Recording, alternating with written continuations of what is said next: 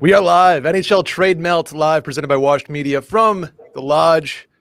Happy to be talking some hockey here with some of my favorite guys on Twitter. Pete Blackburn, you're in the building. What's going on, Pete? How are you? I Not love too this. bad. So, hockey show unwashed. Hockey show on Wash. Who would have thought? Jimmy from the Morning Skate. What's going on, Jim? Brett, I miss you. Hope all's well, buddy. Thanks for having me. Absolutely. And NRD, NHL Rumors Daily. What's going on, NRD?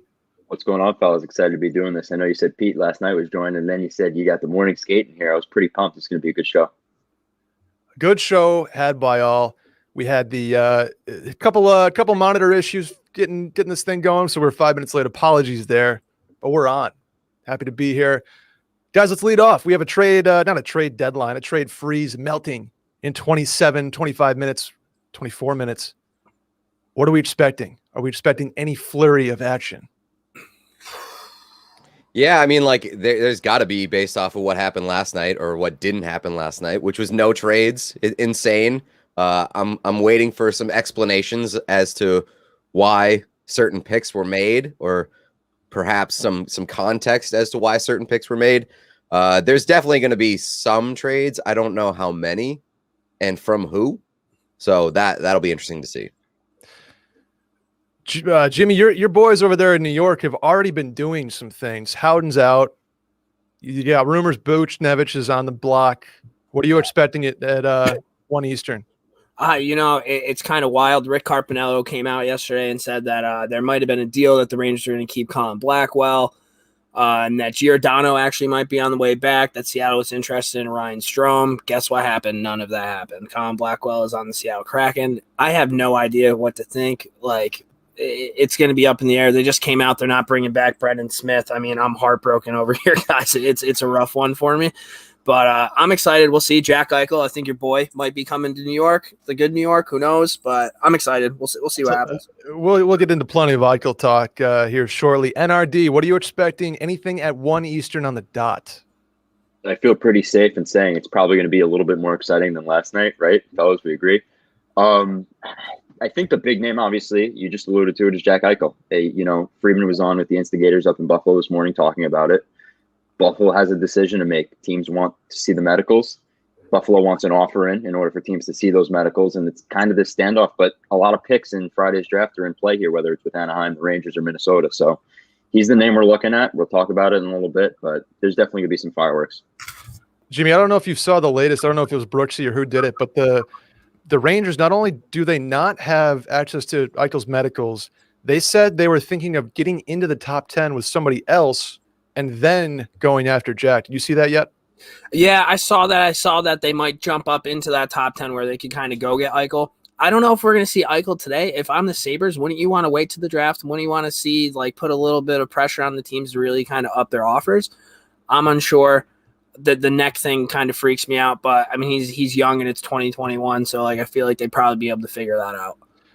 Worst case with him is it's a catastrophic neck thing, but you either fuse it, which is kind of where they're leaning at this point. That's the latest there, or you do the full disc replacement, which has been done before. And they say NHL people haven't been done before. UFC guys have had it done before. If a UFC guy can fight again with a disc replacement, I think Jack Eichel can be himself again. So the worst case scenario is he does nothing. They're at a standstill, and he pulls the injury card all season, and then they lose all leverage next year. So, so my question for you guys: is there any chance Jack Eichel plays another game for the Buffalo Sabres, or is he 1,000% gone? 0%?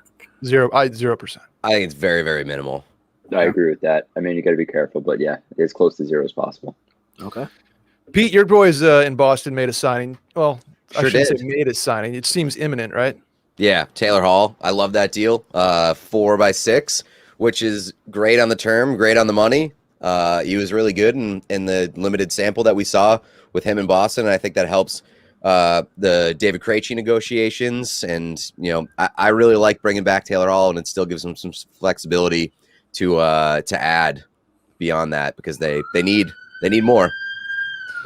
That's former Sabre Taylor Hall, correct? That's right. What an abysmal year, man. Hall. I thought Hall and Eichel were going to go off, and that did not happen. Breaking news here. I don't know if you guys seen this yet. Brooksy just tweeting, Lou Lamoriello bringing Parise and Suter to Long Island. According to who? Brooksy. Sorry, bro. Really? Looking to bring them both in is what the Looking to bring them verbiage. both in. Okay. NRD, any juice to that? There's a ton of juice to Parise. That guy wants to be on the island. I feel pretty confident saying he's going to end up a New York Islander. Yeah. But Suter has a chip on his shoulder. I did a podcast a couple of weeks ago, Back Check Pod, and we were talking about how Suter does want to stick it to the Minnesota Wild. He wasn't happy. I know Michael Russo, the Athletic, reported that he hung up on Bill Guerin when he got that call. And there's a ton of contenders out west, whether it's Colorado, whether it's Vegas, whether it's St. Louis, that, listen, Suter's not going to bring in a ton of money. You're probably going to get him on a minimum level deal.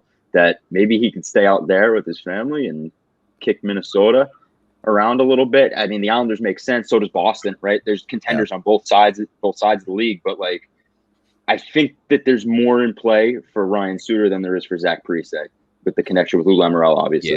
Yeah. I think right off the bat, once they bought out Parise, like everybody's mind jumped to Long Island because of Lou, and Lou tried to trade for him a couple of years ago with that contract. So now that the contract's off the table, you would assume that the Islanders would be the top fit, and it's a fit that makes sense in a lot of ways. The Suter thing is interesting because I think that Colorado was in on Alexiak before he signed with Seattle, and they had their eyes on him. And I think Suter would be a fit in Colorado if they can make it work. And that seems like a place where he would take less money, both to play for a contender and to have a shot to punch around the Wild a little bit.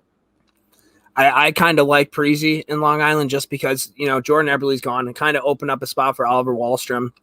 I mean, he's looked really good, but if he doesn't look good, Parise, who's been there, he's done that. He's in front of the net, and holy shit, would that team be deep. Like that would, the Isles are already good. And then you add those two. Okay. I have heard Beauvillier is going to be tough to bring back, though. And what a gamer that guy is, huh? Like, oh my God, every game that guy's doing something. It's not even like all that flashy, but every time he's on the ice, you hear his name. He's just one of those guys. He's around the puck. He knows where to be. That sounds like the entire Islanders roster. Yeah. They got guys that just buy into the system. I mean, this might come back to bite me. This might be a bad take, but I think that Lou bringing back Beauvillier is just as important as him bringing back Pellet. I absolutely. I think they're equally important to the team on both sides of the lineup. And obviously the fourth period talked a little bit about Montreal being involved maybe on a team for Beauvillier, but like I don't know how if you're Lou you let him walk unless you have the guarantee that Vladimir Tarasenko or something bigger that we don't know about because it's Lamoriello is walking through that door. Like I just don't know how you let a guy like Beauvillier walk. I think he should be priority 1B if not 1A for the New York Islanders. Before we get into, we have 17 minutes left till the trade freeze officially melts. You guys like that that name I came up with on the fly? Let's talk Seattle real quick.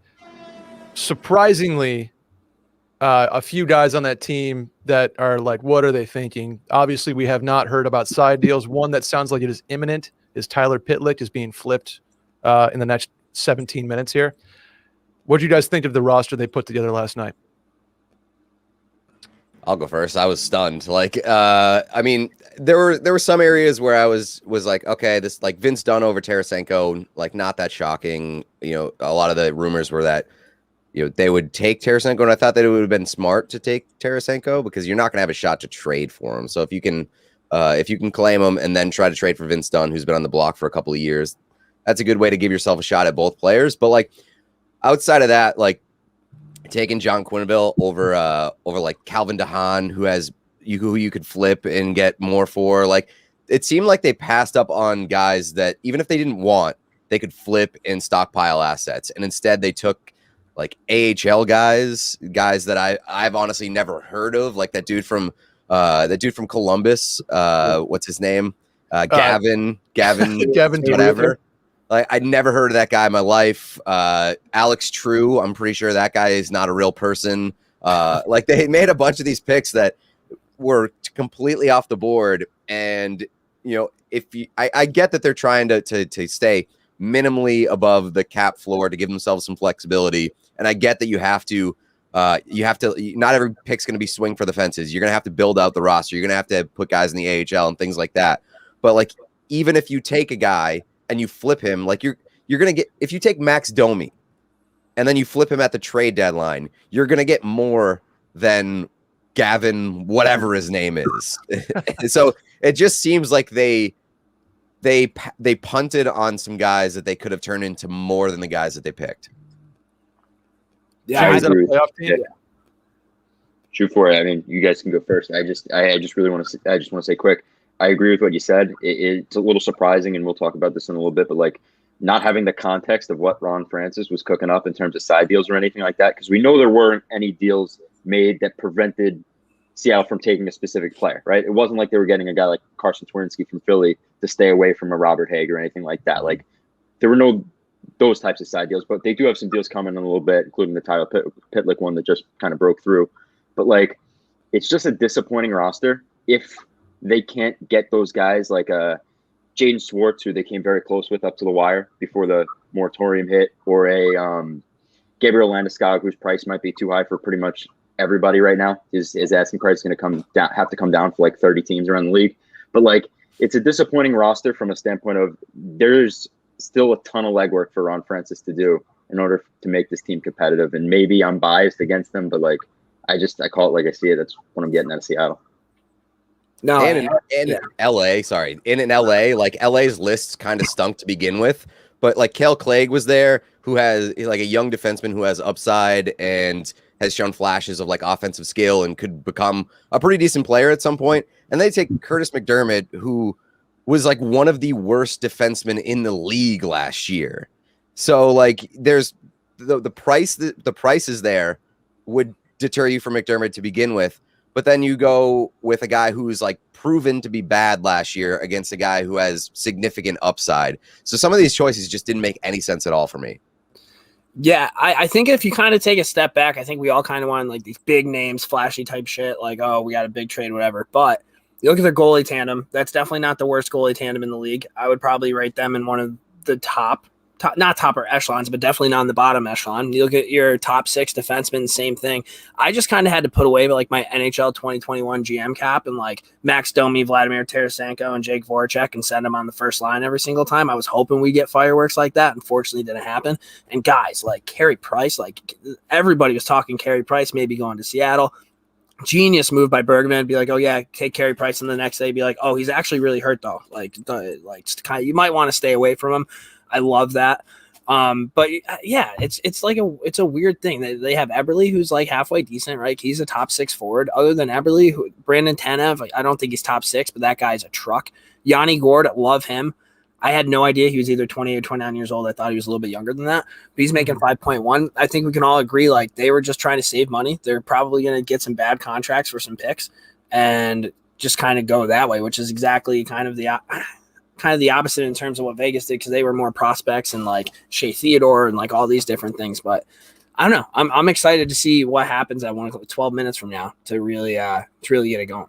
Yeah, I think Francis had the mentality of giving himself the most flexibility possible when drafting this team, both in the terms of like the roster, because there are a lot of versatile guys. There's a lot of forwards that can play multiple positions. You got guys on the back end that can play both sides.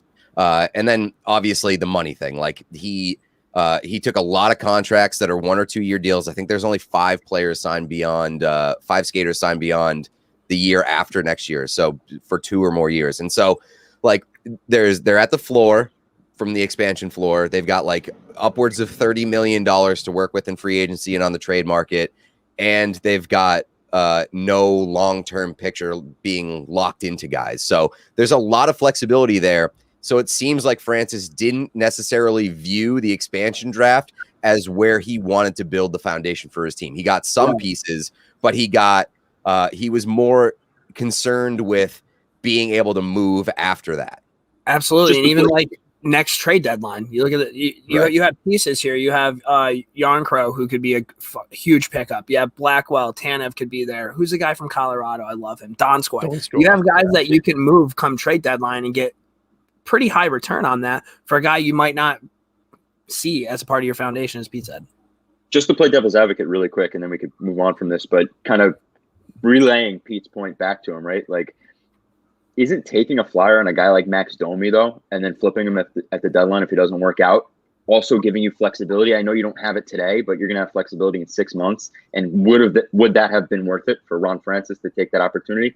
I say yes. I mean, granted, I'm not making those decisions. Thank God I'm not. But, like, I'm still a little disappointed in the fact that he could have got, if flexibility was the theme and that was written on the whiteboard in that war room in Seattle, they still could have got flexibility while also taking a flyer on guys and seeing if they could be competitive in a pretty weak Pacific Division besides a couple of teams.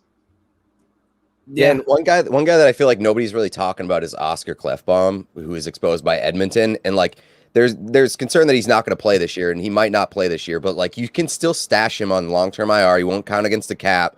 I get you have to pay him and all that, but like he is a good player that could potentially work into the fold a year from now, and then a year from now he's got a year left on his contract, and becomes a player that a year from now you can turn into one of those asset guys. So. It's a weird situation where it seems like they had this mentality, but they also passed on a lot of guys that would have fit into this mentality for flexibility's sake. No doubt. Look, I think you do they were putting together some of the roster builders and whatnot. They're a 90-point team right now, 100-point team. I think you're looking at it's people who are going to compete. We'll see what happens in 9 minutes here with the side deals. We'll see who's being flipped. A guy like Giordano is going to eat up Seattle. I think Seattle's going to love that guy. Tanev, same thing. Jimmy, you mentioned it. The one thing I wanted to point out was the Carey Price smoke that ended up, being exactly that. They sent Cale Fleury to Seattle. What broke this morning is that Shea Weber's injury is substantial, if not career-ending. That is two defensemen that are no longer Montreal Canadiens. They have a problem right now. And NRD, I'll give this one to you. Do you see Montreal? Is that a quick fix, or is that something that they're like, fuck, we got to, we're in trouble? There is a quick fix, and it's a little bit more speculative than anything else. But Dougie Hamilton is out there, and Shea Weber is going to go on LTIR. And Carey Price might go on LTIR too, depending on, the results of his surgery. Hope it goes well and all that. But like, there is a quick fix if Marc Bergevin wants to go for it. It's just a matter of like, now you got Friedman kicking around the possibility that Montreal circles around on Eichel, right? Like Jesper Kokotniemi is one of the names that was out there that he mentioned this morning. And it's just like, there's a ton of quick fixes now because Montreal has that flexibility because of Shea Weber and Carey Price's injuries. But those guys have to come back at some point. At least in the case of Carey Price, he's going to have to come back at some point. And, everybody ripped the Tampa Bay Lightning for being 18 mil over the cap. I just don't know. There's a quick fix, but it's still going to involve some gymnastics from Marc Bergevin. I don't really think that there's a quick fix because like the Canadiens defense was in a tough position to begin with. I mean, they had two pairings that they basically deployed in the playoffs, and then they could not trust that third pairing at all. And so now you lose Shea Weber, who is a big part of that. And I don't know if Cale Fleury would have factored in there. I thought that was a surprising pick. I would have gone for maybe a UFA flyer if they could have gotten Philip Deneau. But like, if not, I would have taken Brett Kulak. Like he was his solid third pairing guy for them. I think that it's a situation where like they need a lot of work, and there are guys out there that they could make the investment in, especially if they're shedding some of that money. But I don't think it's a quick fix, and I don't think it's an easy fix. But it's going to require a lot of work to kind of patch up that back end. Or young guys stepping up. I mean, Northeastern Husky Jordan Harris, he's in the pipeline. Caden Gooley, they have Jaden Struble. Like they got some guys that are coming up. Romanov has to play well next year. He's 21, so I don't think it's not gloom and doom for Montreal in the future. But next year, I mean, they're right now they are much worse next year on defense than they were for their Stanley Cup run.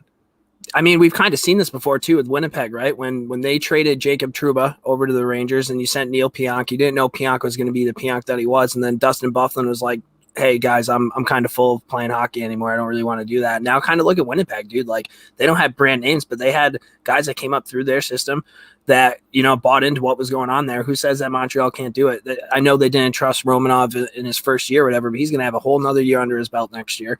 I wouldn't count him out right now, I don't think, especially if Carey Price comes back and he plays the way Carey Price can play. I mean, he's as close to Henrik Lundqvist in terms of like keeping your team in a game when he's on as I think anybody. So who knows?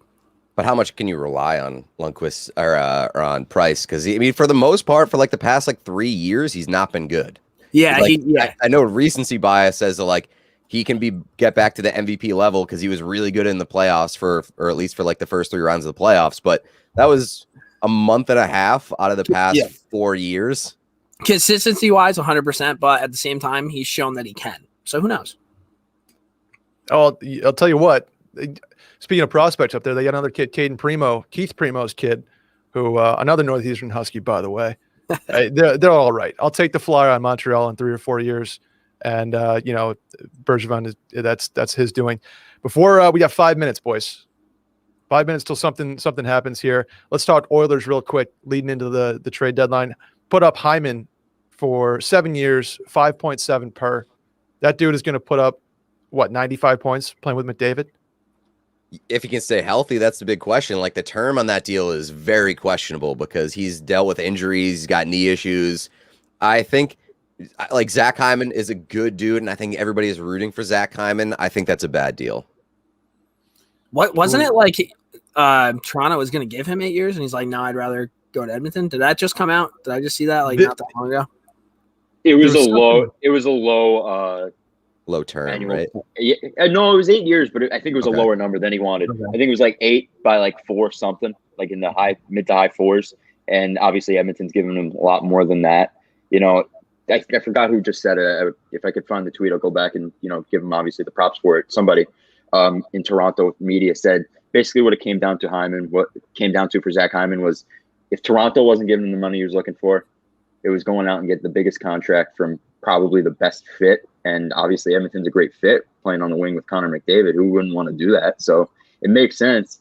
It's better than the Barclay Goodrow contract, which I don't think is a bad contract either. And we could talk about that. I don't think it's that bad of a contract, but there's obviously a little bit more offensive upside with a guy like Zach Hyman than there is with Barclay Goodrow, but still a long term. Yeah, I mean the Goodrow thing is very similar to the Tanev thing, where like everybody criticized the Tanev deal because of the term, and he's like looked good. He looked good for the first little while in Pittsburgh, and everybody's like, okay, this isn't such a bad deal. But I think that like the end of the day, it's kind of just like unnecessary to give bottom 6 guys that much term. Like even if the AAV is not prohibitive, you don't typically need to sign bottom 6 guys for that long. And I think that's where like a lot of the criticism is. And I mean, it was entirely predictable for Barclay Goodrow though, like, cause he had all the leverage in being traded for and having exclusive negotiations ahead of UFA. And then like after the past 2 years in which he was one of the biggest pieces of the Bolts back-to-back Stanley Cup runs, he was going to get the bag no matter what. Yeah. And he actually managed to leverage himself into more than he probably would have gotten. So like, unbelievable steal for that guy, and good for him. But I think it's sort of a somewhat unnecessary deal. I think Chris Drury did what he thought the Rangers needed, right? Like Barclay Goodrow, obviously, is not like a brand name kind of guy, but of course, I went through his hockey fights as soon as I heard about this. He's fought guys like Matt Martin. He's fought guys like both of the Ritchie brothers. He went after Lucic after he hit Evander Kane. So like he's a guy who's willing. The Rangers don't have too many guys that are willing, right? Like we saw that with Tom Wilson. Like rest in peace, Brendan Smith's not on the team anymore, but Brendan Smith should not be cruising through the neutral zone trying to fight Tom Wilson, right? And in terms, I mean, he won't play all 6 years in New York. He'll probably play 4. They'll buy him out. Like that's kind of what you keep seeing with these contracts, right? So to me, I think Chris Drury kind of addressed what the Rangers kind of needed. He got a bottom 6 forward. He can penalty kill. He takes faceoffs, and he's won 2 cups. I mean, I don't know if anybody on the Rangers has won a cup right now. So it adds that little bit of extra grit, little sandpaper. I'm okay with it. All right, boys. 1 minute. NRD, real quickly. If you're Frank Saravalli's burner, you were on fire yesterday. How about the day he had? He was on fire, and I talked about this last night with a couple of people. I have no problem with him doing what he did, especially now that he's with Daily Faceoff and he doesn't have the pressure of an NHL rights holder over his shoulder. Like, good for him. And you know what? He earned that, and he absolutely cemented, or at least put out his case to be hockey's Woj, and I give him all the credit for it. No doubt. All right, boys, here we go. NHL trade freeze has officially melted, and we're on fire now. Let's do this. NRD, anything that you're expecting off the rip here? Any juice? Not right this minute, although there's a ton of traction. It's not just for me. I'm not breaking any news here, but there's a ton of traction with New York and Seattle for some defensemen. Friedman said maybe it's Carson Soucy. It's obviously probably not Mark Giordano at this point because they paraded him out like he's going to be the first captain of the Seattle Kraken. So there's some traction there between New York finding a defenseman. Seattle has a ton of interest in Strome. Ottawa has interest in Strome. Buffalo has interest in Strome. St. Louis has been kicking around the possibility of Pavel Buchnevich. Chris Drury is really active. I love that for me. Yeah. Drury's got the phones on fire. You know what I don't think happens, though? I don't think Jack Eichel ends up a New York Ranger. I'll tell you that right now. I don't know. You can't get rid of Strome if you're not going to get Eichel. I've been saying it since the beginning. Jack Eichel to the Kings. Wow. I think that makes a lot of sense. Yeah, but It does if they give up way. QB. If they want to give up Byfield, it makes a ton of sense. I don't see Turcotte and 8 being appealing enough when you got teams like Anaheim and Minnesota with Marco Rossi and Matthew Boldy. Like, I'm sorry, but like Turcotte's a hell of a player, so is Tyler Madden, but I just don't see those names being bigger than what like Anaheim could put together with Jamie Drysdale, number 3, maybe Trevor Zegras. Like, I don't know. Quentin Byfield has to be on the table if you're Buffalo. Looking at it from a Buffalo standpoint, at least. Does Eichel have any like no trades or no move or anything like that in his contract? Not till next year. Okay. Next year, July 1st. Yeah. So I mean, this is the off season for it.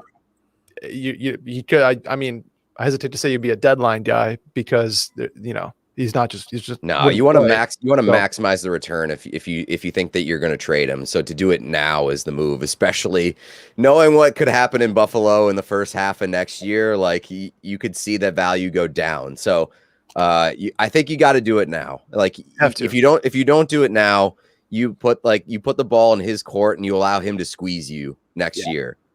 Totally. And he's going to Boston or New York or LA, and you're getting half of what you could get today.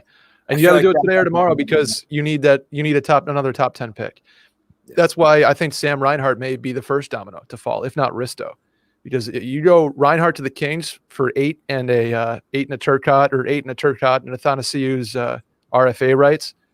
That I do that deal right this second and set up another top 10 move, try to get to 3, because I know for a fact the Sabres are obsessed with William Eklund.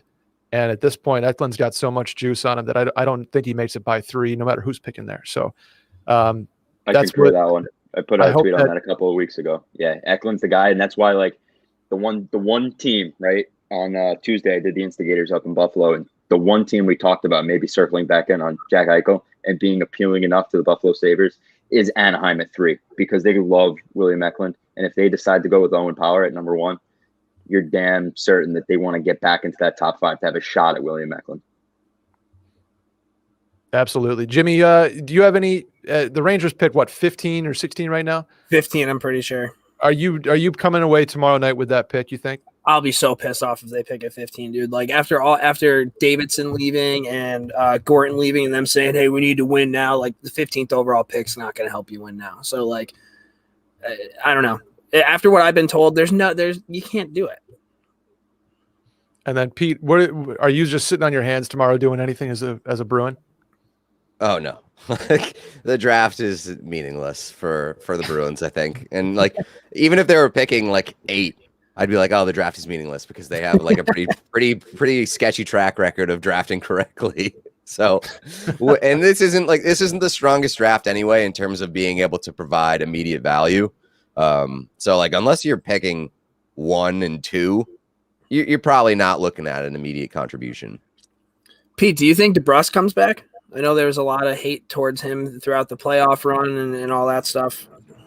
I think that they protected him just in terms of being able to possibly include him in some deal this offseason. So like I wouldn't be shocked if he came back, but I also would not at all be shocked if they traded him. Okay.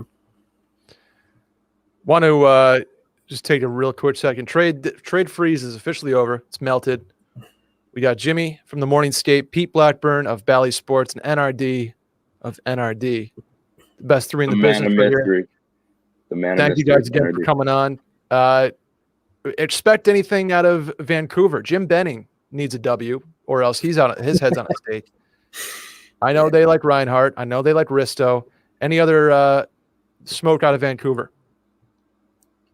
Reinhart's the big name in play there, and Andrew Peters mentioned this too. I just keep citing it because there was a ton of good stuff, and Buffalo's obviously the hot team right now in terms of guys that they have to move. But like, he would consider giving Vancouver a hometown discount. So Vancouver puts up 9 and something else, because I've heard rumblings to this point that Vancouver's had 9 on the table for Sam Reinhart, and it just hasn't been enough. You know, Kevin Adams is holding out for that extra piece, whether it's a solid NHL prospect or more, or a roster player.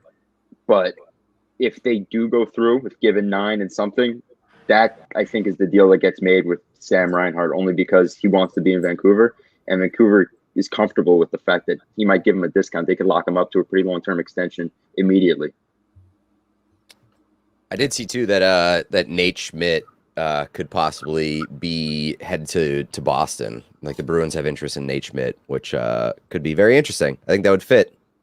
Yeah. Same with, Buffalo. If Nate Schmidt needs a new start and Risto needs a new start, I don't think that's a 1-for-1 trade, but that's I think you could start there for sure. I think Risto is probably a Philly or a Pittsburgh bound guy at this point. I think New Jersey's off the table with what they did with Colorado, but who knows? Risto seems like a guy that Jim Benning would just love and give up way too much for.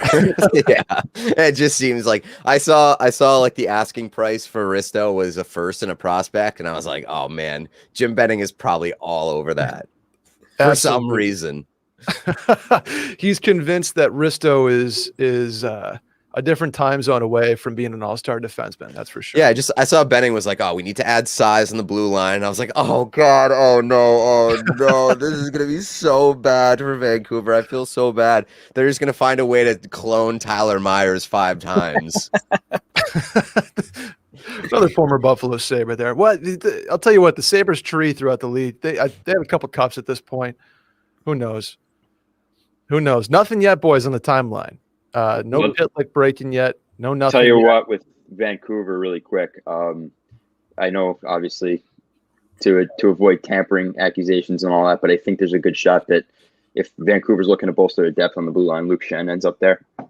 He's one name that I've heard considering Vancouver, and I think Vancouver would like to get that done. We'll see in a couple days when free agency kicks off. But Luke Schenn for the depth on the blue line in Vancouver, especially if they can move on from a guy like Nate Schmidt. But yeah, just wanted to bring that to you guys' attention. Well, very exciting official news. Mike Smith officially 2-year deal in Edmonton. Wild. It's such a weird offseason already for the Oilers. What is going on up there with Kenny? It's unbelievable the things that they're doing this offseason. Trading for Duncan 39. Keith. Trading for Duncan Keith, giving Mike Smith a multi-year deal, giving Zach Hyman 7 or 8 years. And then losing Larson. Like, I have no idea what is going on. Does he like close his eyes and think like, when I win the Stanley Cup, Mike Smith's going to be holding it over his head? Like, in what world? Visions of Duncan Keith and Mike Smith dancing in his head. I don't get it either. God. This isn't a deal, but Matt Calvert retired. Mm-hmm. Always remember that guy. He fought Rick Nash, beat Rick Nash up. That was nice. He had Rick Nash doesn't have a role right now in some front office. I think he's like player development. Someone, yeah, player development in Columbus. I think that makes sense. That makes a ton of sense. The biggest Calvert thing that I remember is that, like, in one of the playoff series in Columbus, I don't know if it was him or he, like, somebody got kneed in the head or like cross-checked in the head at the end of a game at center ice, way away from the play. And I think that he might have been the guy who got crushed. And I was like, holy smokes, that was such a dirty play. Against the Rangers, and then he came back and scored? Is that the play you're talking about? Not in the same game, because this was like right at the end of the game. This was like seconds remaining at center ice, and he just got like pulverized. Hate to see it. Another Oilers point, Tyson Barrie talks heating back up with them. So that would I like that move for them if they can bring him back. They'll probably it's a good fit. He'll get 7 years too, and it'll be like, what the fuck? Like, even when the Oilers get good players, you're like, oh my God, this is such a bad deal. Every time. Yeah. When's the last time we were like, that's a sick deal? Maybe McDavid? Yeah, maybe. What a great value. Yeah, great value for that guy. But everybody's gonna overreact to deals in free agency. It's this time of the year. You know, like I thought the other day I was talking to somebody about it, right? Gaudreau's gonna get, or Barclay Gaudreau is gonna get 6 times 3.6 from the New York Rangers. What's Blake Coleman gonna get? And everybody thought he was gonna go home to Dallas, but looks like he's priced out of there now after that Miro Heiskanen contract that they have to give out. They're not even sure if they could bring back John Klingberg in a year when he's a UFA. So he's a name that's come up, but like Coleman's going to get paid, right? Like, do we agree on that? Like, we're talking 5+, especially with Hyman's number. Yeah. So that's interesting too. He's like the king of like scoring really sick goals that make no sense. Yeah, 100% for years. Yeah, and if like Goodrow is going to get what he got, Coleman's going to get more, and like I don't know, it's Coleman's a really good player, and I thought that they got a steal when they got him a couple of years ago at the deadline. So he's only priced himself up a little bit. Yeah, and Chad said it was Calvert who cross-checked Kuhnhackl in the face. That is correct. Yeah. Okay. Speaking of Heiskanen, he set the market at 8 by 8.45. So that's where a guy like Dahlin, that's where, I mean, when Adam Fox has to go big, Cale Makar, that's a big number for these young defensemen in a flat cap era that I think it puts even more pressure on these guys to make these moves and give Seattle and a team like Buffalo who's rebuilding even more leverage to use cap space as an asset, you know? Yeah. Yeah. I think that the flat cap thing is exactly a big reason why Francis took the approach that he did in the expansion draft. Like, you keep the money as low as you can and then make your decisions from there. I think it's also a main reason why, like with Seth Jones and guys like Sam Reinhart and Seth Jones, if you're going to bring in a young guy like that, that's why no team, like with the Philadelphia thing, obviously they went a different direction at the end of the day with Ryan Ellis, but they were really in on Seth Jones, and Seth Jones wasn't committal, at least his camp wasn't, on extending in Philly. And these teams want to know what their cap situation is going to look like, because obviously if you bring in a guy like a Seth Jones on a rental premises and it works out, you're going to have to bring him back. You don't want to let him walk for nothing. So teams need that clarity, and the flat cap is bottlenecking some things in that sense too. Yeah, I don't really know what Jones's end game is, other than maybe he just wants to test the market, because he seems like he's kind of forced his way out of the conversation for a lot of the destinations that are teams that might have been interested in him. Like, I don't know if he has a particular idea of where he wants to end up long term. Dallas definitely is okay. He would resign in Dallas. I know that, pretty damn certain he wants to end up in Dallas. It's probably multiple teams beyond Dallas, but Dallas is one of them. Chicago got Caleb. I don't know how much that means to him, but like they were interested in Caleb Jones anyway. But Dallas is one team. Colorado is one team that they talked about, but they don't have the cap room to do it. So if they brought him in, it would be strictly as a rental, and that might happen at the deadline. But Dallas is one team that I know that he would be totally comfortable ending up with. So Alec Martinez has a contract offer from Vegas. Pending UFA deals, decide whether he wants to sign it or go to the market. If he likes Vegas, likely more money available on the market. I like Alec Martinez. He's a pretty good player. He just reminds me of the Kings back in the day when they were a force. When it was Martinez and that whole squad. I mean, he lived the dream. He scored the overtime winner in Stanley Cup history. Like, every kid does that in their driveway growing up. I was gonna say there's some sort of irony in a Rangers fan saying that they like Alec Martinez. He's a hell of a player, man. I've grown, Pete. I've grown. I respect it. You'll never hear me say that I like Jordan Binnington. That's for damn sure. I have smoked on, NRD briefly mentioned it, but Seth Jones to Chicago seems to be a natural fit, given that Duncan Keith's out, and I just don't know who you send back. But are you building a Kirby Dach, Seth Jones defense core if you're Chicago for the next 10 years? Well, Kirby Dach plays up front. Oh, excuse me. It's not who's the defenseman? Who's the young Blackhawks defenseman? Boquist. Yeah. Young core, yeah, and I mean, Dach has been like, from what I've seen, like Dach is the centerpiece of a Seth Jones deal if one happens. In which I wouldn't do that if I'm the Blackhawks. No way. Nope. Kirby especially Dach with Jonathan Toews, especially with the uncertainty around Toews. Why would you do that? Young centers are a premium in the National Hockey League. The value at that position, like, you don't get rid of young centers unless they have neck injuries and they want out of your city. I'm sorry to say that, Brett, but like that's basically the National Hockey League in a nutshell. Why would you get rid of Kirby Dach? No way. Especially when you're probably going to have to like overpay to keep Seth Jones. Like you're going to have to give up a lot going the other way to get him in the building in the first place, and then you're probably going to have to overpay him to stay there. I don't know. It's just not the move that I would make. I'm like not a huge Seth Jones guy anymore. Like I think I was a few years ago, but maybe just being on Twitter all the time and seeing people just rip him apart. Like, am I supposed to be a Seth Jones guy? Should I not be? I think it's sort of like it's gone overboard a little bit. Like I think that for a while Seth Jones was a little overrated, and now like hockey Twitter all of a sudden hates Seth Jones and thinks that he's like the worst player in the world. And I think there's some middle ground to be found there. I think that Seth Jones is a very, very good player. And if you're the Blackhawks, Seth Jones is absolutely a player that can help you. And he's the kind of players that they need to start adding to their back end because their back end is trash. Right. But I don't know if he's going to be worth what he commands. Made sense. That made sense.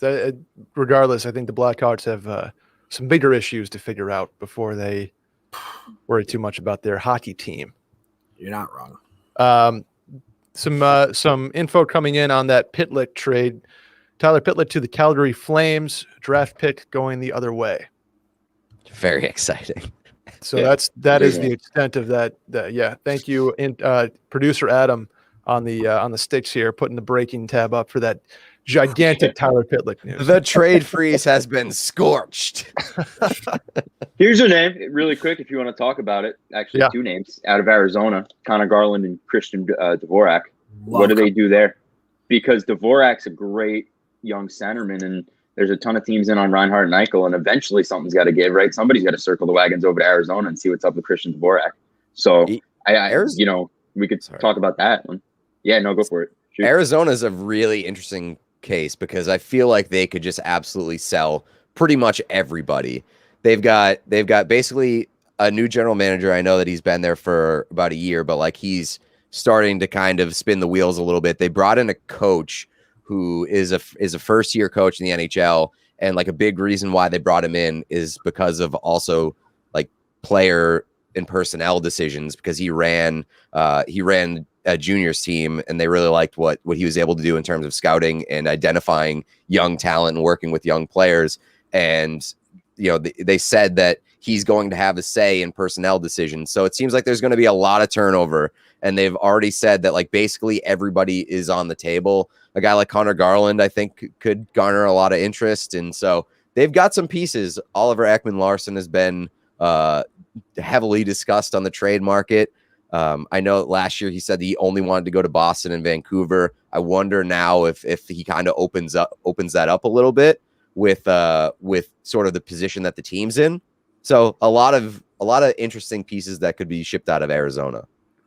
Are the Bees the Bees? They're going to be bringing in somebody to help out the defensive core, right? They have to. Because dude, I actually really liked the way Lauzon played. Like I thought he was tough as shit. Like I don't know. Yeah, were you not? I'm not crazy about him. No, he's very average. Like I was never going to lose sleep over him, and like he's of their protected list. I was hoping that they would take him instead of Connor Clifton, because I think Connor Clifton is probably the better player right now. Cliffy hockey, baby. He's a better player right now. You could say Lauzon's got a higher ceiling because he's a bit younger, but Lauzon can't be trusted in like a second pairing role. And I just think that, if that's the worst that you're going to lose in the expansion draft, by all means, go for it. And Cliffy hockey's such a Bruin. That guy never shuts up. Like he's just yapping. He rocks. He is a chaotic guy, and I appreciate him. I'm glad he's sticking around. Pete, are they keeping Curtis Lazar in Boston? I hope so. I like Curtis Lazar a lot, and they're. I mean, he for a while he seemed to transform their fourth line, and boy, that fourth line stunk for a good portion of the year. So they're definitely going for a makeover on that fourth line. You're going to lose Corrali, so I think that keeping Lazar is a good choice. He's a sneaky rocket too. He's a great Instagram follow.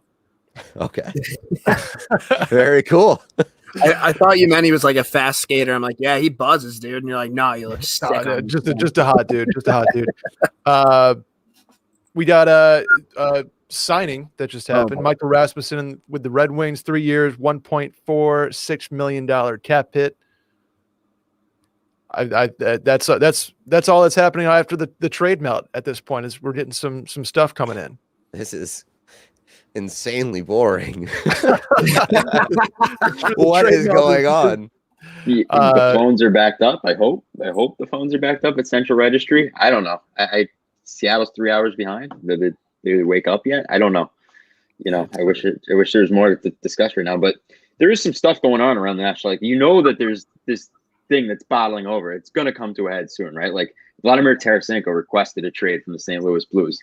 Jack Eichel wants out of Buffalo. Like there are some names out there. Seth Jones that we just talked about. Like, yeah, at 1:15, 1:20 p.m. Eastern time, it's not happening. But like this thing is going to boil over, and the draft's Friday. So there's still plenty going on behind the scenes in the National Hockey League. Yeah, I saw Frank Saravalli reported that there could be some interest between St. Louis and Philly in terms of swapping Jake Voracek and Vladimir Tarasenko, which would be really a strange trade, but not like not the worst. It'd be a pretty intriguing deal. Just 1-for-1, Pete? I don't know if it'd be 1-for-1, but like I don't know. Both of those teams kind of swapping. I don't want to say like they're trash, but like the guys they want to move. I don't know if it makes sense from Philly's standpoint because they want to free up money, and that doesn't do a whole lot for you. Right. Unless you ship out Gostisbehere and get a pick for him or kind of thing. That guy's been on the trade block the last 15 years. I feel like. JVR has value too. Don't forget about JVR. Gostisbehere for Risto straight up and just fresh start for both of them. I have a little update on Risto. Darren Drager, he's talking Barry. Oilers continue to push a 3-year deal. Barry prefers 4. Also, Oilers have kicked tires on Ristolainen. Yeah, a ton of sense there for sure. I mean, any Canadian team with Risto, because right shot defensemen are still hard to come by, and the word on the street, this could be media talking, is that he is valued higher than maybe the analytics community values him. And I think Kevin Adams is trying to take advantage of that. In terms of Rasmus Ristolainen, you're referring to? Yes. Yeah, that's why they kept him over Will Borgen. Because at the end of the day, Will Borgen's a great player, but they had an asset that they're going to trade here soon in Rasmus Ristolainen, and you're probably going to bring back a package that's a little bit better than a Will Borgen. So I know they're going to get rid of him anyway, so it's like, why lose Borgen for nothing? But the value is in Kevin Adams' favor to do what he did. I just got a tweet, actually. They asked if we could discuss Evgeny Kuznetsov and the Capitals situation, because he's a guy that's been on the block, after the season ended, and he's got 4 years left on his contract, and he's got a lot of off-ice question marks right now. So, Frank Saravalli linked the Rangers to Evgeny Kuznetsov yesterday in Edmonton. He said that, but I don't know. That could be posturing by Chris Drury, starting to look at other centers to maybe put some pressure on Kevin Adams and Jack Eichel. But Kuznetsov is an interesting one. I thought there's a great fit in Columbus. It's kind of a blah blah city. Keep him working out, keep him working out, keep him on the ice. And they need a center desperately. They exposed Max Domi. They need a big time playmaker there to play alongside Patrick Laine. So, what do you guys think about Kuznetsov? Yeah, I heard NRD. I heard an interesting one about swapping Russians, perhaps Tarasenko and Kuznetsov. Usually, the only videos I watch swapping Russians are on a different site here, but the problem with that being that St. Louis probably wants to move out money to try to go for Landeskog. If that's not working out, I could see a straight up Kuznetsov Tarasenko situation. I was thinking, what about Minnesota? Like Minnesota wants some depth down the middle, and you bring in a Russian.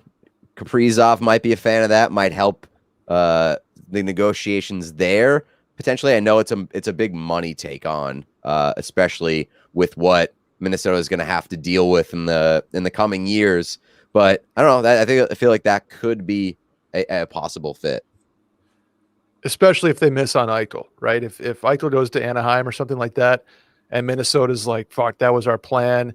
We got to make Kaprizov happy if he's going to stay." Kuznetsov is not a bad center option. Nope. No, and it's a little cheaper than Jack Eichel. I mean, obviously they can afford to do Jack Eichel now with the 2 buyouts of Parise and Suter, but Kuznetsov's a little bit cheaper. So softens that blow a little bit if they turn their direction that way.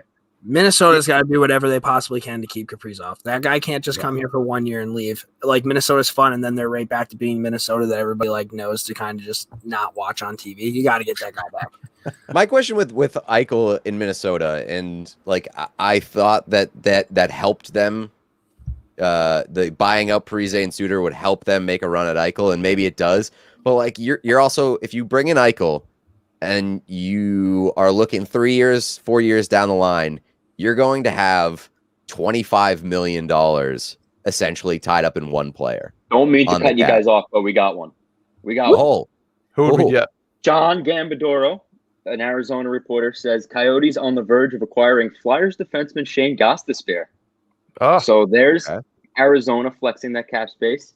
There's Philly clearing it up, as we discussed earlier on in the program.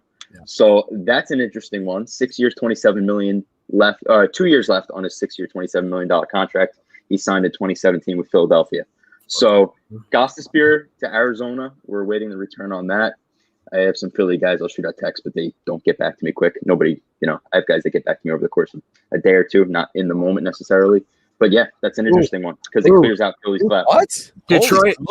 Detroit is acquiring the goalie from Carolina. I'm not even going to pretend. Holy shit. Nedeljkovic? Yeah. Nedeljkovic? Wow. What? Dude, Nedeljkovic was so good last year. Hey, here we go. What's happening? Boys, the dominoes. We're burning. They were having What? issues. They were having issues talking contract with him, and I heard a rumor a couple weeks ago. I tweeted it out, and I got flamed for it. That they were going to kick the tires on Freddie Anderson, Carolina, if he hit the market. And this makes sense, right? Because if they're moving Nedeljkovic, they need a goaltender. They need a pretty darn good goaltender. And Freddie Anderson has yet to re-sign in Toronto. So I heard that. I tweeted it out.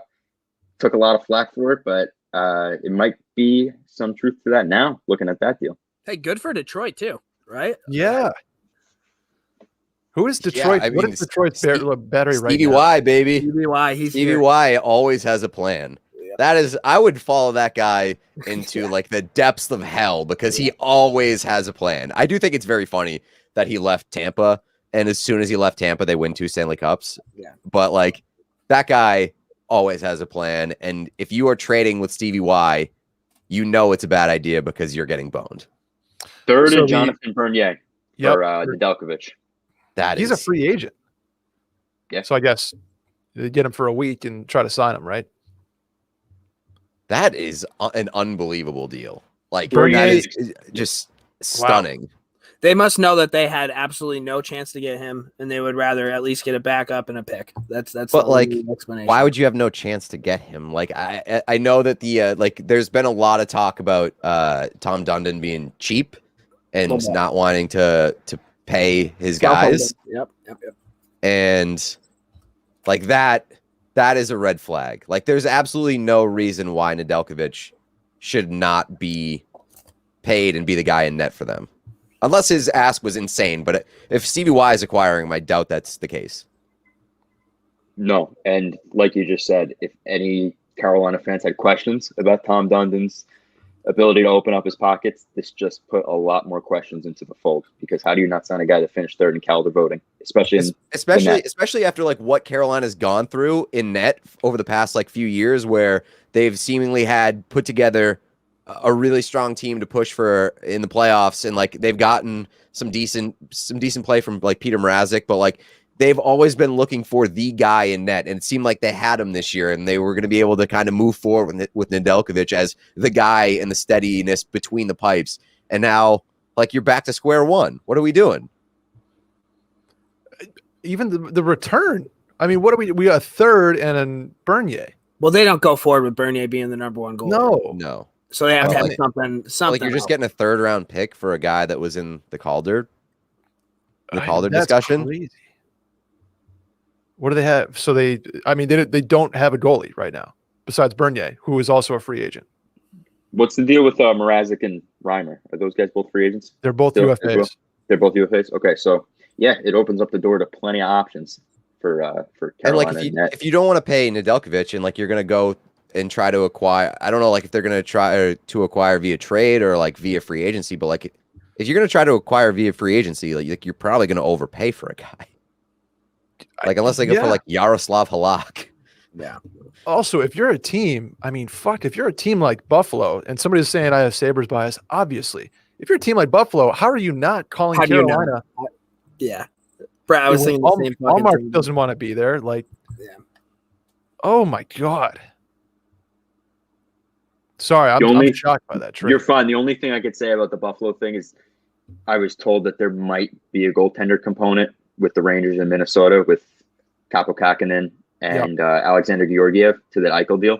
Like, if they maybe that, if I'm obviously reading tea leaves here, but that could mean something because I did hear that there might be a goaltender component to that trade with both of those two teams.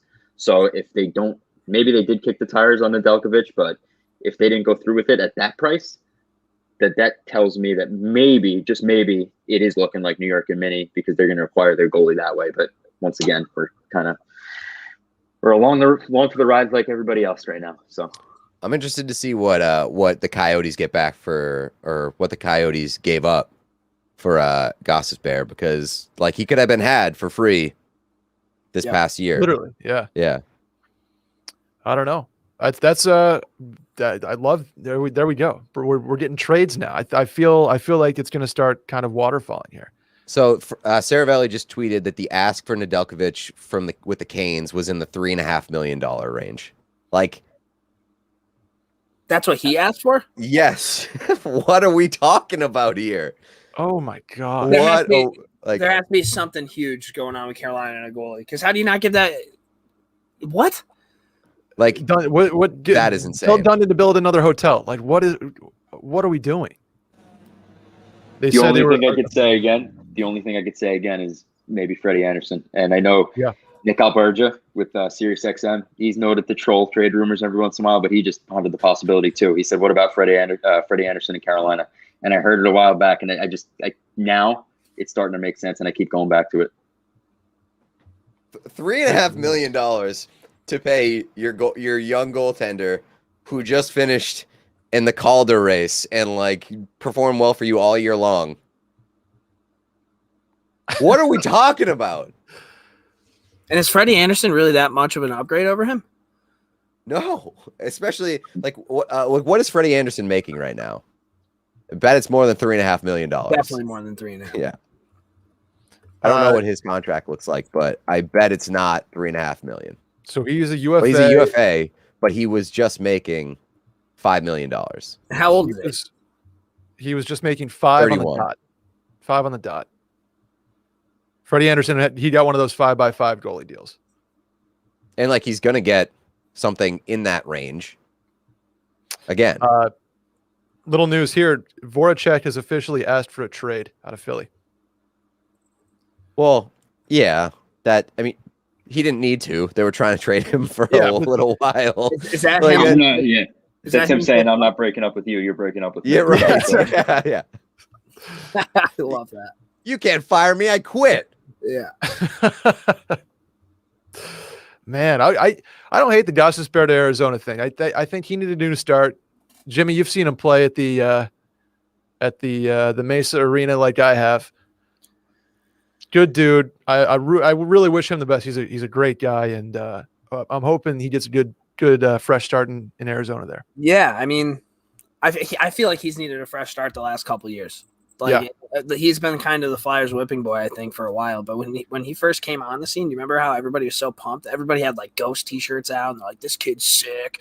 And then all of a sudden, rocked at Union. Like he was so fucking good. Union, did he win a ship with them? Was that the year? Yeah.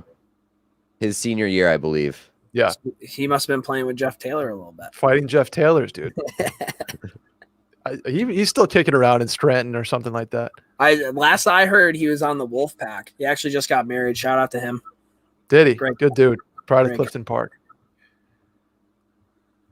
Oh, man. Well, at least we got some action, man. Like, this is... I didn't expect it to be Alex Nedeljkovic, like, really throwing some fuel in the fire, but we got there.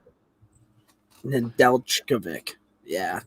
I'm just going to stick with that. That's a spelling bee name for sure. Yeah, I don't have a shot at doing that. Come on, man. I went to community college for like 4 years, and you're telling me I'm going to pronounce that thing? Out of your mind. I'm excited for what happens next. I think this afternoon is going to be great. Obviously, you need the the draft tomorrow. If you want your trades to make sense immediately for picks, that's why we have this trade melt kind of crunch here. Where are you going next, Jimmy? Where are you looking next? You got any feelers out there? I have zero feelers, dude. I like to pretend that I'm an insider, but that's more or less just me just hammering the refresh button and just trying to get like as soon as it's tweeted, I get there as soon as possible. I'm like, you can thank me for that. They have the best lives, man, being an insider. Like, what do you think Bob McKenzie's up to right now? He's tanked. Bobby Marks. Yeah, Bobby Marks. Bobby is like into his second bottle of wine at the lake house, just like being like, have fun, Frank. I did this for too many years. It's your turn, Frank. Dude, Bob's phone is like blowing up. People just trying to give him info and trying to like move markets on guys. And He's just throwing his phone in the lake and being like, nah, I'm good. Nah. He's in the best spot where he just gets to work whenever he wants to. Yeah. I don't know if there's a more likable human. He's like, the best. I just want to hang out with him. I have hung out with him and he rocks. Yeah, I don't dude. He is the best. For all intents and purposes, obviously, like Pete said, Voracek's month, they're going to want to move him anyway, but some people are tweeting me and saying, pump the brakes on Voracek requesting a trade just because of where that came from. That report came from, I don't know where. People are just saying, hold on. I not coming from anywhere official yet. So they're going to probably likely move him anyway, but the official trade request, nobody knows about that right now. It's still up in the air. Yeah, there were like a lot of reports that they were trying to entice Seattle into just taking him and getting his money off the books. That's like the biggest thing that they're concerned with. Yeah, no doubt that Philly's looking to move him. It's just a matter of, if he requested a trade or whatnot. But like you said, I'm still stunned. I'm still stunned that Stevie Yzerman like consistently finds a way to just completely make every team that he deals with look idiotic. Like, how does he expose teams before like any of these other clubs can? Like, did Carolina just take the first deal that they got for Nedeljkovic? Like, I hadn't heard anything about Nedeljkovic being shopped or anything like that. Stevie Y just jumped in and was like, okay, I'll give you this. And they took the first deal that came across the desk. Yeah, he's like, hey, I'm going to give you this. And they're like, no, I'm going to hang up now. And he's like, no, I'm Steve Yzerman. You're going to stay on the phone with me. And he like talks to him for like 3.5 hours. And then they're just like, okay, yeah, 100%. You won cups. I cannot. I'm sorry. I'm stuck on Buffalo. How does Buffalo not do that? That's insane. Allmart's going to ask for $4.5 million to play 36 games and tear a labrum in his hip. You could have Nedeljkovic for a third and who I can't imagine it. I can't imagine. It's weird. It's really weird. It looks to me, I mean, take Freddie Anderson out of it. It just looks like a haste move, like really quick reactionary move by Tom Dundon and that organization to say, listen, we don't like the ask that he's given us, and goodbye. Enjoy your time in Detroit. Like, none of that makes sense. $3.5 million, man. Yeah, like that's where it really kind of went off the rails for me. Is like, okay, whatever he was asking for in arbitration or whatever, and they weren't going to try to sign him at the price that he was asking. Okay, maybe his ask was ridiculous.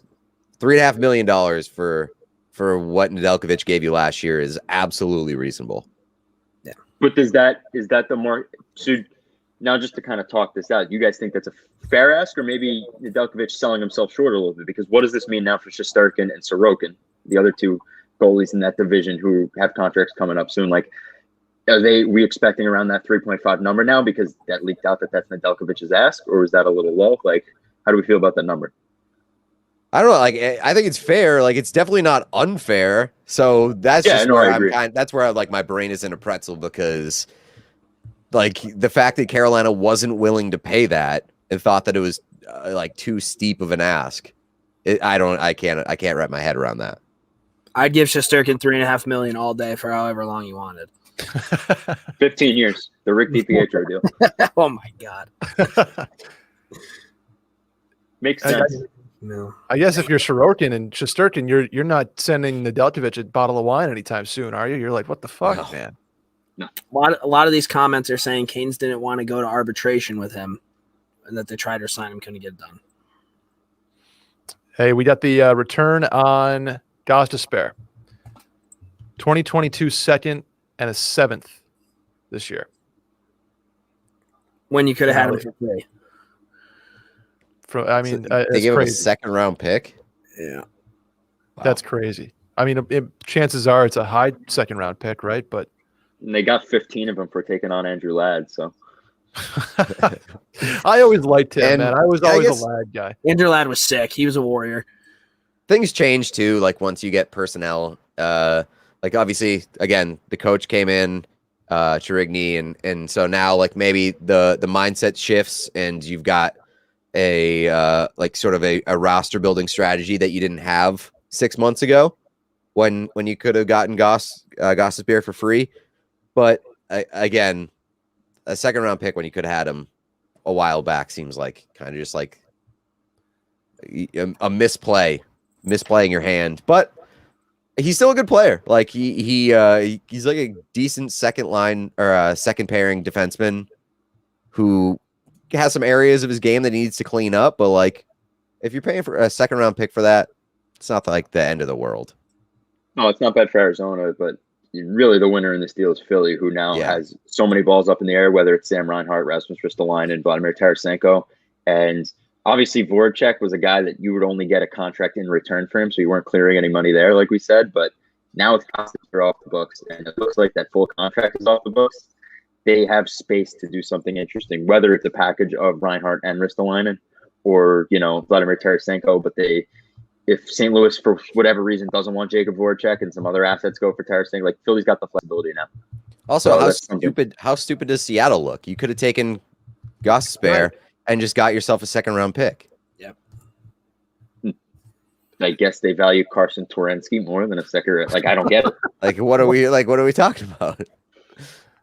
Oh man, It just doesn't. It seems like maybe Ron Francis didn't do his proper due diligence in shopping like these guys around. And I know, like, I can't imagine that he didn't ask around.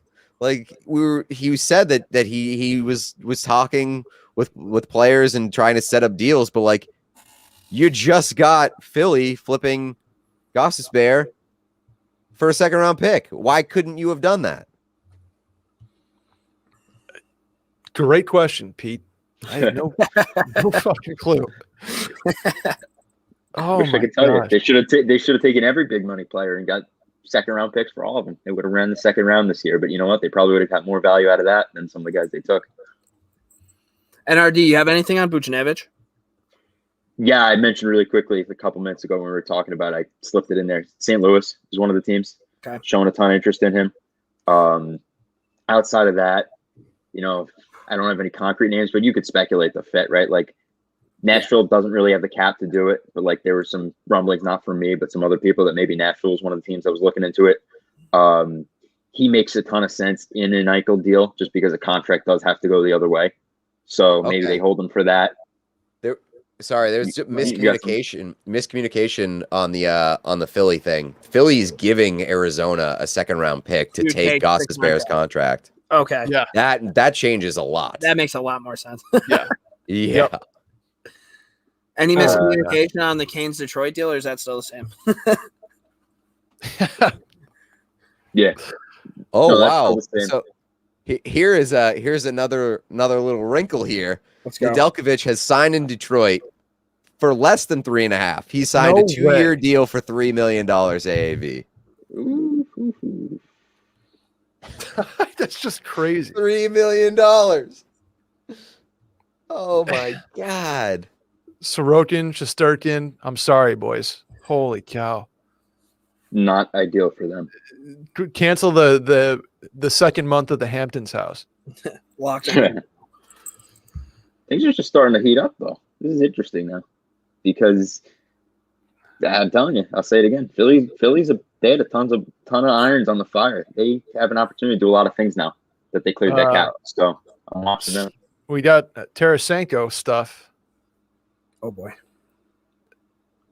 New Jersey. No, Tarasenko right now. I'm not buying it. No. Not buying it. Sorry. I know. I don't mean to cut you at the knees there, but I'm not buying it. Is that the you don't trust that source, NRD? It's the source. I'm sorry. Okay.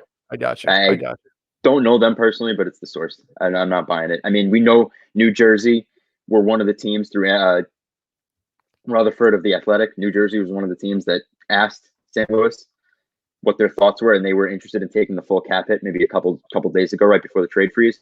But to me, when you throw that name out there, because I won't even refer to it right now because I don't want people thinking that we're saying it as fact, it just seems like that's somebody trying to jump on the news of a couple of days ago. It's just doesn't make sense for them. Like, yeah, they were interested, and I look like an idiot if I said they wouldn't, but that particular thing doesn't make sense. Maybe I'll eat crow on that, but I don't know. That's fair. That's fair.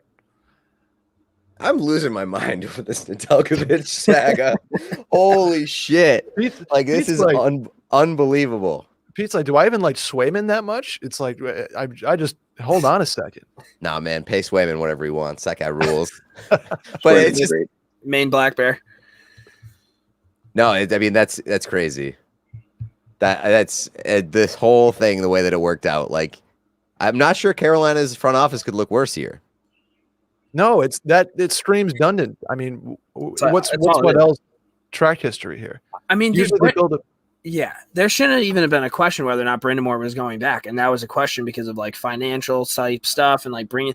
Wasn't this same guy like said to his scouts he wouldn't pay their cell phone bills like a couple years ago or something like that? Like this guy, he just. There was something about that. Nobody's going to speak on that, whether that was true or not. But yeah, I read the same reports you did. I mean, what a funny report that is. Like, hey, yeah, it's bizarre, but it's almost one of those things that it's like it's so weird that can't really be made up. Like that's something that happened. Yeah, but it doesn't make sense. And you know what? That the money that he signed for Detroit. Once again, I'll say it again. Doesn't look promising for Shesterkin. Doesn't look promising for Sorokin. Carter Hart, who's an RFA coming up here soon. $3 million is not a lot of money for a young goaltender in the National Hockey that can play, right? Nedeljkovic can play. So maybe Stevie Y in that deal sees Detroit coming out of this dark hole that they've been in a little bit quicker than we thought. He saw an opportunity to take advantage of a team like Carolina and bring in a young goalie on a 2-year deal now that maybe by the end of this contract, they start being competitive again. It's just interesting. Let's see. Oh, I thought we had something. I'm sorry for the pause there. I like somebody in the comments was saying this is all the Aho offer sheet fucking everything up. So shouts to Mark Bergevin for that, for getting Aho paid, and now Dundon's after last year is hurting. And then he painted Brindamore as this.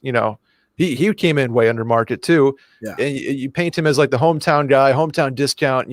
Heidi ho, helping everybody out.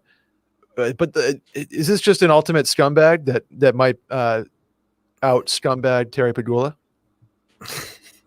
I don't know if that's possible. I don't know. You might know better than I, but I don't know. Listen, if we're talking scumbag NHL owners, I mean, Melnick has to be at the top of that list, right? Yeah, but Melnick's at the top, but he has his own website that he blogs and tells people what he does. So Melnick's all right by me. That guy, man, every week something comes out with him, man. He just loves being in the news. Do you see his like yacht story? No, unbelievable. He took his family on like a yacht, paid all this money, was super pissed off, and then just like sewered the captain because he didn't have the best time. What? It was literally like the Justin Bieber tweet that was like worst birthday ever. You're like this like multi-million-dollar dude who just spent a fucking vacation on a yacht and was like, "Oh, I had the worst time." I think he like sued them or something like that. It was something ridiculous. Yeah, good. But you know what's good? You know whose name didn't come up when we were just talking there? James Dolan, because for the most part he stayed out of hockey decisions. So if you look at what he's done with the Knicks, you can consider him one of the scumbag NHL owners, but nope, he's pretty much stayed away from hockey decisions for the most part. Yeah, until he fired JD and Gordon. Do you think they're ever going to actually realize what happened there? Like, will that ever actually be discussed? Because he went and had a steak with Chris Drury, and Chris Drury was like, they're out, I'm in. Yeah, I'll take it to my grave. So I know everybody, obviously the big media is going to say otherwise just because, they have a lot of people to protect. I'll take it to my grave that I heard something from somebody I trust a ton that I don't think it was the defining decision, the Tom Wilson incident, but them not being on the same page as an organization definitely raised some eyebrows. And I'm not saying he let them go because of the statement or anything like that, but the fact that a statement came out and they all weren't on the same page about what they were going to put forward, maybe in turn made Dolan question their commitment or something like that. But like to say that had nothing to do with it, with the timing and everything like that, is wrong. And I'll take that to the grave one day. Like there's too much going on there, too many whispers about that situation that I'm not saying it was a direct correlation to it, but something about not being on the same page stemmed from that. And going back a couple weeks ago, they talked about that one game where they got the crap kicked out of them by the Islanders, which is a weird reason to fire your GM with like 7 games left. Yeah. Yeah, just it was all odd. I don't know if we'll ever find out the true story there. So Tom Wilson really did ruin my franchise. So. Yeah, you think he like basically single-handedly burned down Yeah. the Rangers. Yeah. It's incredible. One guy. Is Goodrow the guy now that you have to go say, all right, first game and when Washington comes to town, Jimmy is. Oh, I is would he the love guy? that. I would love that. That would earn his blue jersey there, his blue shirt. I don't know if that happens. Like, see, to me, Gaudreau's not like a legitimate heavyweight, but he's just a guy that will go, which I respect, man. I wouldn't even look at Tom Wilson funny. I would call him, sir. Here's the puck. You want it? It's yours. Yeah. Too pretty for that shit, Brett. I want my boy Dylan Cousins fighting Tom Wilson at some point. He dropped him with who was it on maybe it was Brendan Smith actually. No, I was Lindgren, I think. Ryan Lindgren, yep. He's a tough guy. You know, it's really tough on the Bees that Trent Frederick. What a psycho he is! Like He's he the best. fights everybody, and he has like Kermit the Frog voice. You can't. Yeah, even, his voice is so funny. When he chirped PK Subban before fighting him was one of the funniest clips of a mic'd up player that I've ever seen because his voice is so high, and he's like, "Post another workout video, you weirdo." He said what everybody has been thinking, but nobody's actually said out loud. It was so funny. I watched that back like every couple weeks. He just post another workout video, you loser. And he's like a tough dude, but like to hear that voice coming out of him is so funny. Yeah. You mentioned a name quickly there, Pete. PK Subban. Is he a New Jersey Devil next year? I mean, if they can get out from under that contract, good for them. But I can't see anybody. PK Subban's not the player that he used to be. He got washed real quick. Yeah. And so I don't see anybody taking on that deal. Especially when we know he's got one foot out the door to Bristol, Connecticut as soon as he decides to hang him up. So that like, is very, very true. And it's the just a weird capper situation. on that deal is crazy. Yeah. So if he retires, that's a mess. If there's no benefit, there's only is there a year or a couple of years left on it? He's got 1 year left. Okay, so 1 year left. Okay, so it's not the worst thing in the world. Terrible. And if you're New Jersey, right, like they're at the floor as it is. Like if they get rid of that Subban contract, they're underneath the floor. So there's no reason for them to retain anything on it. If you could find a team that wants to take that full $9 million, sure, go ahead. But like you said, I doubt that there's going to be a team that does it. And there's no benefit to New Jersey to retaining 50%. And now you lose one retained deal that you have out of the 3 that you're limited to for a guy that's just going to walk in a year anyway. I mean, they're at the cap floor. There's no reason for that could be a good trade deadline pickup for a team trying to get somebody to shoot the puck on a power play, right? Put him as like a 5th or 6th defenseman and have him just rip clappers all day. I mean, if they retain salary. And you're paying half the money at that point because his real dollars that he's owed obviously dwindled because he's only got a couple months left on that contract. We talked about the Canadians needing to shore up that defense. How funny would it be if he went back to Montreal to finish out that deal? That would be incredible. I'm rooting for that. That would be amazing. Yeah. And then he stays for he signs a new deal, stays for a couple more years, and then retires as a Canadian. Not the worst thing in the world. He's still well loved up there. Yeah, he'd probably end up playing great too, like some weird Shea Weber.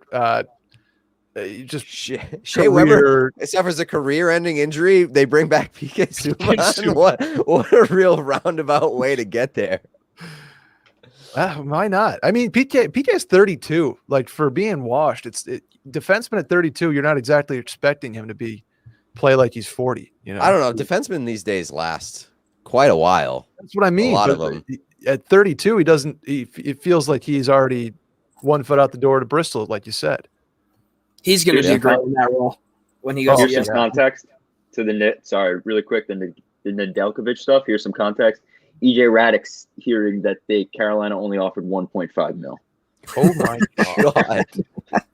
Done. So if they wanted to bring him back on the vet minimum, I guess, but clearly the Nedeljkovic camp was not on board with that.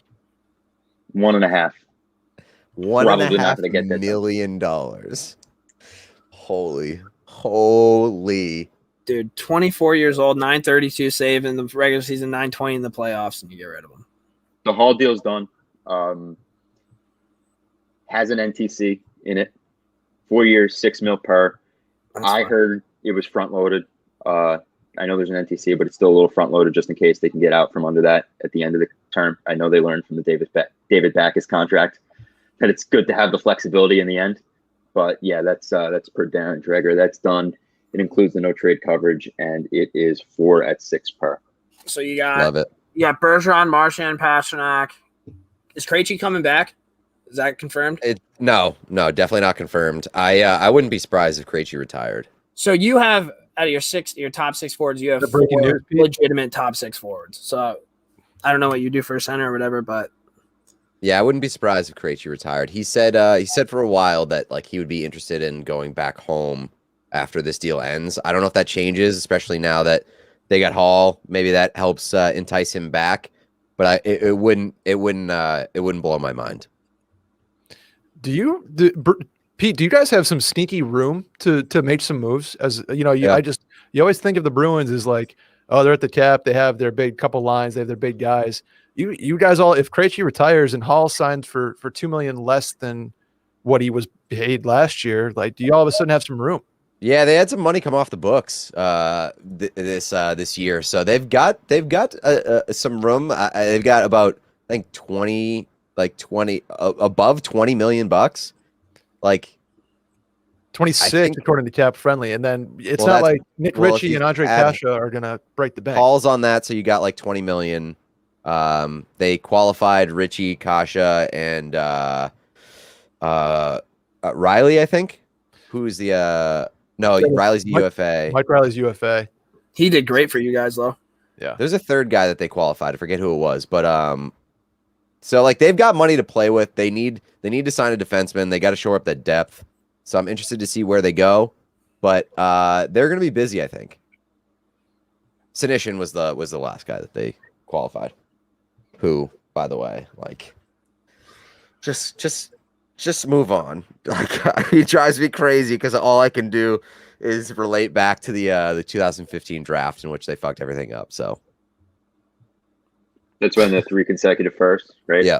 And then Barzal, who came off the board besides Barzal, like right after him? Somebody else. Was it Shabbat? Shabbat. Yeah, that's what I thought. What was like Dustin Brown's draft year and like Ryan Getzlav, because the Rangers picked Hugh Jessman. They could have picked literally anybody else in that first round. They would have been set. Yeah. They picked the specimen. They had I think the NHL might have tweeted it out or Instagrammed it this week, the picture with all those dudes sitting on the stairs ahead of the draft last. Sick, dude. Yeah. And it's like all of those dudes, like basically all those dudes hit. And then you pick a guy that just like nobody's ever heard of. Nope, the specimen, dude. He never got it done. Yeah, Connor was another guy that. You know what's funny is that was 2003. 2003. I think it was 12 overall. That's also the year that was like I think that's the LeBron year, right? Like where it's like LeBron, Chris Paul, and all those guys. Yeah. 2003 across the sports. Good year for sports. Good year for sports ball. Love sports. Big sports guy. That was a dark age. Those were the dark ages for the Rangers' first round draft picks. Who was the goalie they took again? They took a goalie too. Huh? Al Montoya. Montoya, but there was another guy, right? Wasn't there a French kid they took? Dan Blackburn. They took him. That's right, baby. That's right. He busted out though because of his shoulder. Somebody else. Two blockers. Two blockers, baby. Let me see if I could pull this up. Can you believe an NHL organization thought, hey, it's a good idea to give this guy 2 blockers. It's totally going to work out. Like in their mind, they're like, yeah, don't even worry about it. LaBarbera? No, not LaBarbera. I'm telling you. I'll figure it out in like 2 seconds. It's going to take me a minute to find it. He's a goaltender. I think he was from Quebec.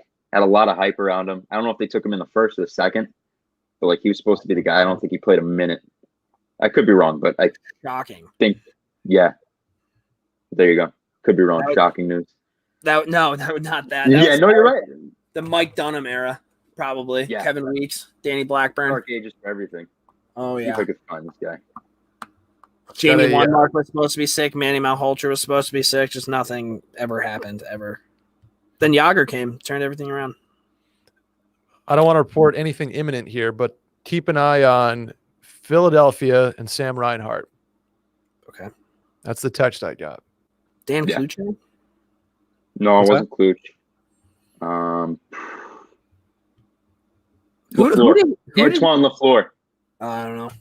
They took him in the second round, but he was like the first pick in the second round. There was a ton of hype behind him. And then I don't even think he has a Wikipedia page.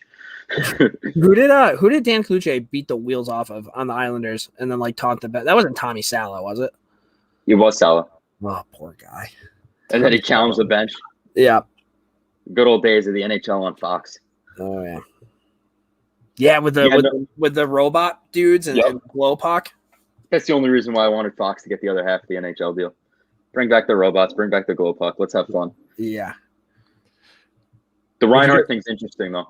I like that. Yeah, Reinhart and Philly have some interest, and it sounds like it would be a Farabee and draft pick, which They're I both there. I love the way that fucking guy plays. Joe No Farabee. Risto in there? No Risto, Okay. but Farabee is when he's a fucking grinder. I love that dude. Is he on the wing or is he in the middle? Farabee's on the wing, or was when I think. Yeah, he's a winger. Yeah, that kid can play. It loves. What does he have contract wise? One more year than RFA. So if he He's came still back, in the ELC or no? yeah. So he's gonna get paid, but I mean, he's not gonna get too much, and like you have RFA rights, so he'll get. I mean, yeah, you're right. You're right. But Goodrow officially signed. No shock there. Is it 3.6? I'm assuming it says confirmed to a 6-year deal. Didn't see the number, but The Rangers are one of those teams that don't put out the number. I think Cap Friendly will have that probably by the end of the day, officially. Oh, they have a cool little gif of like sparkles in the background that made it look real nice. yeah, Jimmy, what is that? Isn't that cute? Dude, the Rangers and their social media with like the letter, they're just doing Mickey Mouse shit, man. Just play hockey.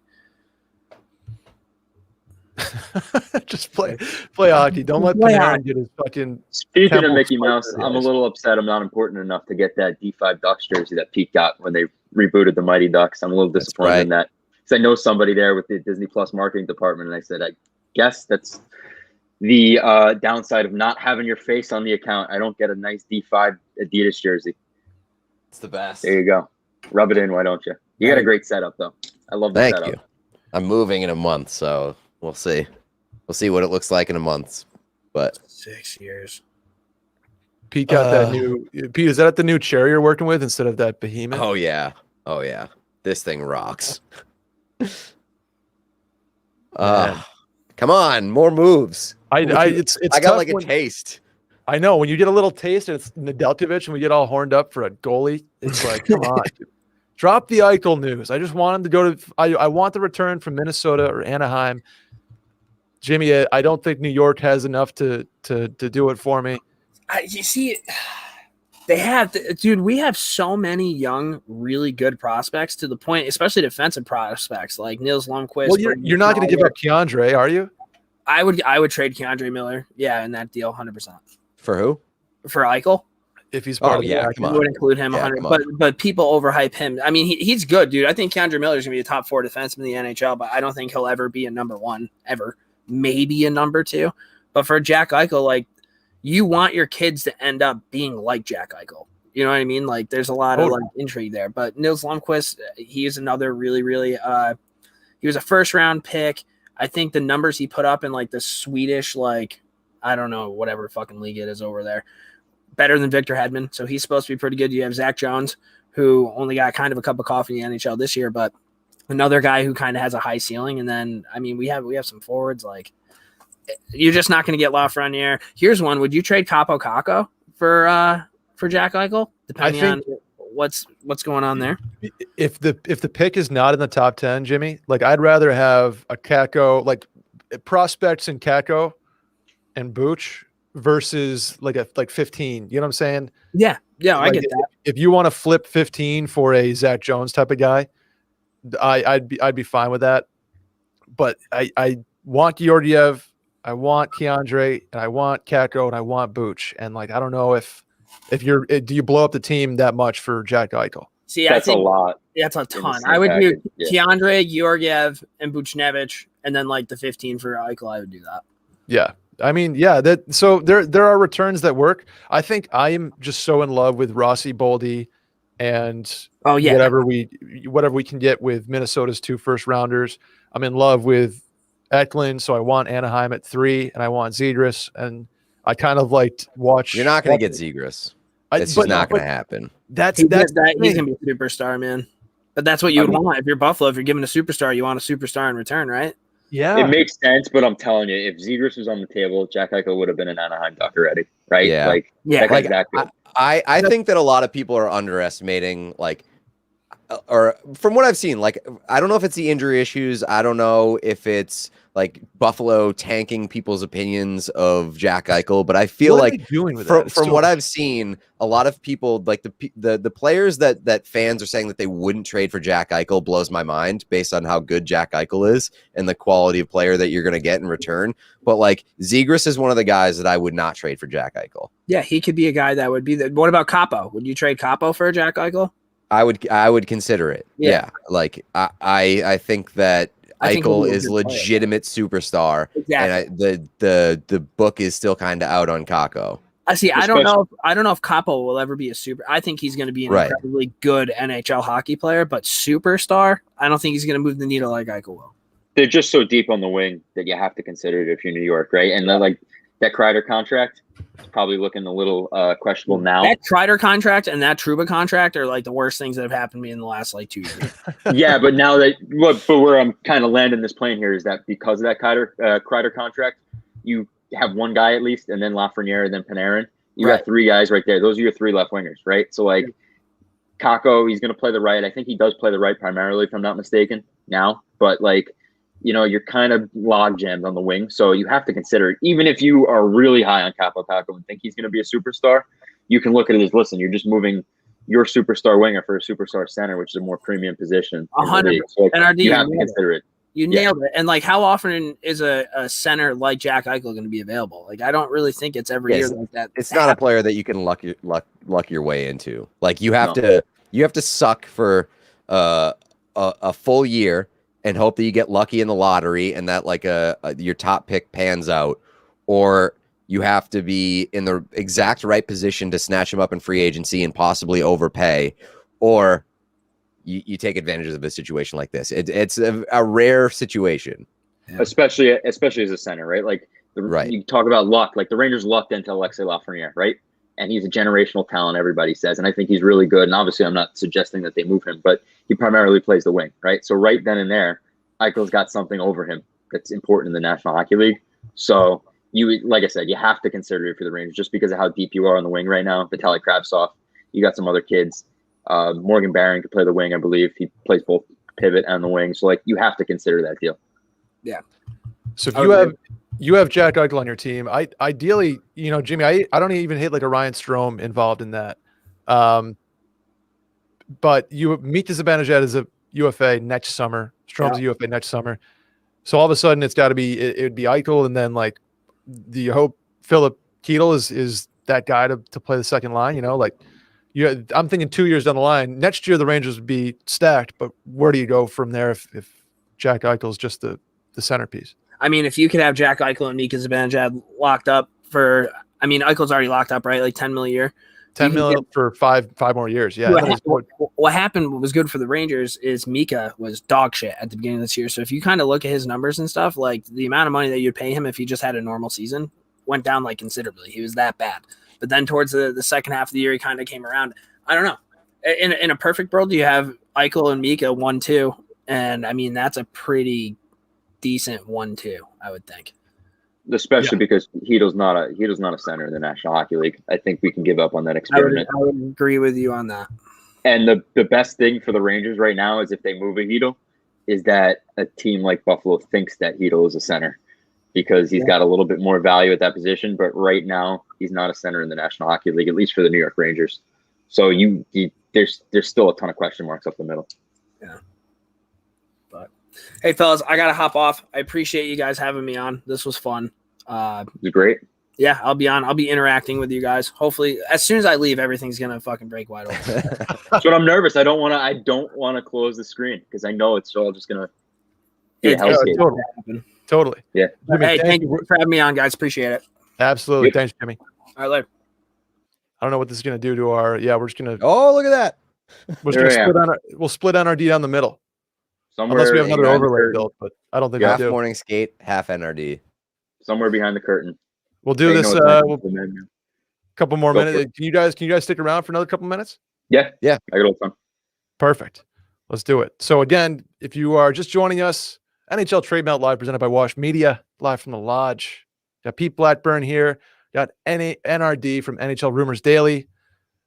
Fun little sprint there with Josh Despair and with Nedeljkovic. Quiet right now. I know we've talked trade offers. I know Eichel's big fish here. Tarasenko's big fish here. Something's going to happen tonight. Something's going to happen tomorrow before the draft. I know the Sabres want another top 10 pick, whether that's Eichel that gets it done, whether that's Reinhart that gets it done. There's a potential for the Sabres to have 3 top 10 picks, and then we really make something happen here. We getting 3 top 10 picks in a draft year that everybody agrees is kind of weak. Yeah, that's the downside. It would be so Buffalo, Pete. It would be so Buffalo to do that. Like the one year where everything aligns, and you have Shane Wright coming up, and you have Connor Bedard coming up, and you have Matvei Mishkov coming up, and then the Sabres get Power Eklund and a Mason McTavish or something like that. But to the chat, I don't want to throw the great Brett Merriman under the bus, but Farabee was his words, not mine. Okay, I just want to make that clear. No, that's Farabee was his words. I know Reinhardt's in play for Philly. That's his scoop on the return. And it's probably a very good scoop. Brett knows his shit too, but those are his words. So don't misattribute that to me, whether it happens or not, because I want Brett to get the credit for breaking that here on the NHL Trade Melt show. NHL Trade Melt. I almost went with a sandwich as the logo, but I thought the ice went better. Yeah. I was gonna say that I thought that it sounded like a sandwich. I think I'm just starving right now, Pete. That's where I'm coming from. I'm stunned that the Kraken haven't done anything today, like of substance. I know the Pitlick trade, whatever. Like it's a 4th that actually just came out. That's a 4th in 2022 for Pitlick. If that's the biggest thing that they've done, what are we talking about? There literally has to be more, right? I mean, the only thing I could say to this is, right, like I was pretty clued into the Tarasenko deal with Philly, that all those rumors came out, and then everybody kind of jumped on board behind that one. At the end of the day, what happened there was Ron Francis just didn't think that Voracek and whatever sweetener for Tarasenko was worth passing up on Vince Dunn. He liked the fit. Vince Dunn's probably going to play in that top 4 there on the defense. Like at the end of the day, I just don't think that the value was there to take a bad contract in exchange for Tarasenko from a Seattle standpoint. Doesn't mean they can't broker a deal now because they have a ton of space to do so, but not worth passing up on Vince Dunn. Yeah, well, I mean, like I get that. I get that portion of it because, like, if they like Vince Dunn and you're not confident in your ability to broker a trade for Tarasenko, and Tarasenko still has a no trade clause, so he can at least squeeze you a little bit with where he wants to go. So if like Seattle didn't want to take that on, I'm totally fine with that. Vince Dunn's a good player. The only reason that I justified taking Tarasenko over Dunn was because Dunn has been available for the past like couple of years. And so if you really wanted both those guys, you could have gotten both of them. You probably could have got Dunn for saying, listen, we'll take on Tarasenko's full hit and all that, Right. Yeah. So like that one doesn't mystify me as much as a lot of the other ones. That Barclay Goodrow contract, he's getting paid $750K in the first year, but then the value goes up big time in years 2 through 5. Just thought that was funny. So obviously the Rangers are keeping cap space open this year for some. They backloaded that so heavy. Wonder what that could be. I hopefully it ends up being a bidding war, at this point for Jack. It's in the best interest of Kevin Adams, right? Like we talked about it before, and there's no secret that if that no trade clause was in effect, it would be New York or Boston for Eichel, right? So like he has to get this done now, right? Like there's no turning back. You can't bring this to July 1st, 2022, where Jack Eichel says, I want to go to Boston, who just doesn't really have the assets to make that type of deal right now. And New York was probably, when ranked against Anaheim and Minnesota, probably third in the assets that they have available for an Eichel deal. So that's why, we're all very confident in saying that something's going to break here soon, just because he has to do it. There's, that would be organizational malpractice if Kevin Adams didn't move Jack Eichel now before that no trade clause is in effect. Not that there hasn't been organizational malpractice there before, but I came into this thinking that Eichel was going to break 20 minutes ago, and now I'm hoping nothing happens until tomorrow, 25 minutes before the draft. That's if we can squeeze whatever we can out of Anaheim, Minnesota, LA, New York, and who knows if Vegas is still interested. I don't know if that's completely cooled off yet, but I don't know if there's a wild card team in there somewhere. But I'm all for waiting for Eichel to head out the door later rather than sooner. With the draft, Reinhart needs to get done soon, just because I think that could potentially be a flipping situation. But I guess we'll see. NRD, do you have anything that just kind of feels wise right now that you're keeping an eye on? Defenseman. Yeah. Everybody wants a defenseman in the National Hockey League. Seattle has a ton of them. Yeah. And that's, I think the next Seattle deal is going to be a defenseman. Obviously, Pitlick's, a grinding forward, but there's something to be said about Seattle's defenseman that they have. They took Vince Dunn, but who knows if Vince Dunn stays there. I know Elliot Friedman kicked around the possibility of him being a guy that gets flipped too, in addition to Carson Soucy. I know we already talked about the Giordano thing. I doubt that, just because they paraded him out there as the last pick of the night. But if I have any hunch, it's that Seattle moves one of those defensemen very soon. Somebody in the chat asked about Nate Schmidt too. I said earlier, I think the Bruins are in on Nate Schmidt. Makes sense. I pegged him to be a team in on Martinez, but I think Martinez might have played himself into a lot of money with how he finished the season in Vegas. What did he make, like $4 million this past season in Vegas? I think he might play himself into a shorter term contract that has a higher annual value than that. So I don't know if that makes sense for Boston, unless Krejci retires. You're not bringing in Tuukka for a while. I know they have the cap space to do a ton of things, but why would you give that money to Martinez? You can get a guy like a Suter or Schmidt on a little bit cheaper of a deal. I just don't know about that fit anymore. Also, worth pointing out that the Goodrow deal has a 15-team no trade clause. Hilarious. Hilarious. Not great. Holy cow. Not great. I still don't think it's one of the worst I've ever seen, but it's not unfathomably bad, but it is a very unnecessary deal in a lot of ways. Yeah, it's because it hinders them. It tells you that Chris Drury, there's some truth and value into the fact that Chris Drury thought the team was soft, and he went out and paid a big price to strengthen that bottom six. And now, if that doesn't come to fruition, if they don't bring in a cup in the next 2 or 3 years, because that's about as long as Gerard Galant's lifespan in the National Hockey League with any given team, that's not going to be an easy contract to get rid of, especially if you're giving the guy a no trade clause. Just going back to where Barclay Goodrow came from in Tampa, are they going to be in a situation where we're asking ourselves, how the hell did Tampa do this again next opening night, and they're somehow $1 million under the cap? If you got guys like Corey Perry that's on there for the veteran minimum, yeah. I hope not. It would drive me insane. Oh my god! So my thought process heading into the expansion draft was that, obviously Yanni Gourde and Andre Palat were the best players that they could have taken, and everybody was discussing them. My idea was that they should have taken Matthew Joseph, because he's making the minimum. He's a really good player who's due for a promotion, and he's probably trending towards being a top 6 forward. So you take him. It still leaves Tampa in a really tough cap spot.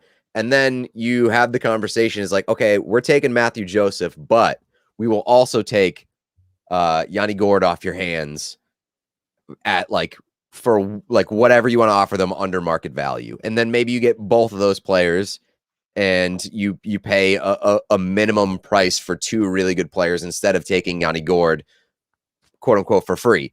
That was my idea. Obviously, it didn't happen. They just took Yanni Gourde. But I just think that, like, that's the position that Vegas leveraged themselves into in 2017. And it seemed like Seattle didn't do any of that. You know who's an offer sheet candidate? Just because Matthew Joseph kind of raised my eyebrows a little bit. Ross Colton too, right? Because if you offer sheet Ross Colton, they probably don't have the money to match it, and I think he could play an excellent role in the National Hockey League for a team that's looking for that type of player. He plays the center position, and that offer sheet's probably not going to be in the first round pick, second round pick range. It's going to be low, so that could be an offer sheet that flies under the radar that we might finally see one of those signed this offseason. Ross Colton, just because of Tampa Bay's cap situation. Why Jim wouldn't Benning you? also just said that he would match any offer sheet for Elias Pettersson, which, God, I hope he has to eat his words on that. Like, the fact that offer sheets are such a no-go in the NHL is such a bummer. It would be absolute chaos if it was okay and kosher for teams to offer sheet players. Like, the absolute chaos that the league would be thrown into if Pettersson was offer sheeted would be incredible. And it's a guy that's worth doing it. Yeah, Absolutely. In a flat cap world, why not? I mean, you got to like it's almost a weapon to offer sheet these guys, make them pay, and then stick people with the consequences. So a la Sebastian Aho. You know Well, who should do it? I mean that there's no consequences for the Aho deal. Like the fact that Montreal came in with an offer sheet as low as they did, Carolina was just like, all right, thank you for negotiating this very palatable deal for us. Yes, we will match it. The fact that that's the only offer sheet that's been made in the past few years is crazy. Who should do it is their Vancouver's newfound rival in the Pacific Northwest, just because they have so much money. Why Right? not? Yeah, They right. should do it. Why not? That's the offer sheet thing in the National Hockey League is so taboo, and I don't know why GMs don't utilize it. Like, I can't imagine they're all still so afraid of it happening to them, right? Like, figure out your cap situation. Don't let good RFAs get to that point. Now, granted, it takes 2 to tango, and they're always going to want more money, and the players are going to get what they rightfully deserve. But like, Elias Pettersson makes a lot of sense for a team like Seattle, right? They're young. He's a young talent. He can stick it to their rivals, and they have all the cap space and the picks to do it. I mean, they have the exposed list, the center was the weakest position. Yeah. So like getting a guy like Pettersson down the middle gives you an immediate superstar player. You fill a position of need that you couldn't do through the expansion draft. The issue there is like the compensation that would be required going the other way. It's going to be gigantic.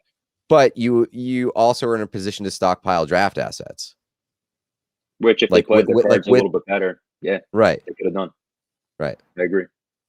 Sorry, I didn't mean to jump in your sense there, but no, I saw where you're going with it. I agree with it completely. Like, if they took a guy like a Max Domi and flipped him, and they got a little bit more, and somebody overpaid for him, now that's a pick that could be replaced when you send an offer sheet Pettersson's way.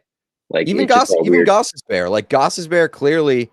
If you had told Philly, okay, give us a second and a seventh, we will take Gossesbear off your hands, they would have done that apparently. Yeah, and then you don't have to take Twerinsky or whatever his name is. The only thing I could think of though is if Ronnie Francis wasn't saying give us a second and seventh, he was saying give us 2 ones. You know what I mean? Like, because he had that opportunity to drive a hard bargain with everybody else on a trade freeze. Yeah. Then you make the case that he overplayed his hand and overestimated his leverage. But like, to make no trades and not be able to capitalize on the leverage that you had in that position is just as bad as saying, well, we're not going to do that at all. I agree. It doesn't make any sense. Totally agree. Totally agree. No. On the same, I think you mentioned Max Domi. It's, I'm looking at Columbus's selection from Seattle, and it's the Bayreuther again. It almost like, why don't we have a deal for that yet? Is that just Ron Francis? Is that the media market right now? Like, what do you think is going on behind the scenes right now where we don't know these side deals yet? Is it potentially flipping things? I just kind of wondering what we think with that. Obviously we know for a fact it wasn't a don't take Max Domi and we'll give you this guy. We know none of those deals happened. So maybe something's in the cards that we don't know about, but it's still really bizarre. Like you said, Domi has just underwent shoulder surgery, and I think that he's out until December. So like maybe at the end of the day, they were like, okay, we don't want to take this on, and if like the surgery doesn't pan out like we expected, and then we can't flip him at the deadline, that becomes an issue. But like, even if you're not taking Domi, why don't you take Dean Kukan? Great question. I'm just not only that those guys, but plenty of other, Dennis Cholowski and Curtis McDermott and Cale Fleury. Like, what are these picks, and why aren't we Chicago? Why are you taking John Quenneville over like Calvin DeHaan, who you could flip? Like, there's got to be a market for Calvin DeHaan. I wonder like how much galaxy brain stuff is happening that we don't see. Like what is? I don't know. Maybe we're overthinking it. And Ron Francis is just like, nope, I like something about so and so. Yeah, I'm looking at Columbus's list now. I'm just combing it through and thinking of the millions of different directions Seattle could have went with in terms of Columbus. Like Bayreuth was a defenseman. They knew they were going to be stacked on the blue line, like Kevin Steinle, Cole Sherwood. Those are two younger forwards that are in that Morgan Geeky class of guys that are, going to play the bottoms. Like, why didn't they just bolster the depth there? It's a weird pick with nothing going on alongside of it. Some non-player news. Arizona Central reporting that the Coyotes are in talks with Tempe on a new arena out there. Ooh. That is Arizona State, deserves. Right? Is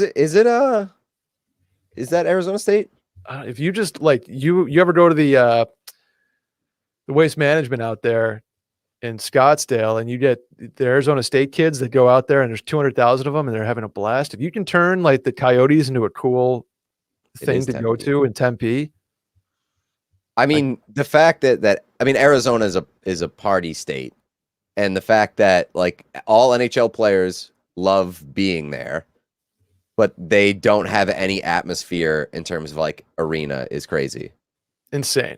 Same thing with Florida and having their arena in Sunrise and not downtown Miami. Right. It's a disaster.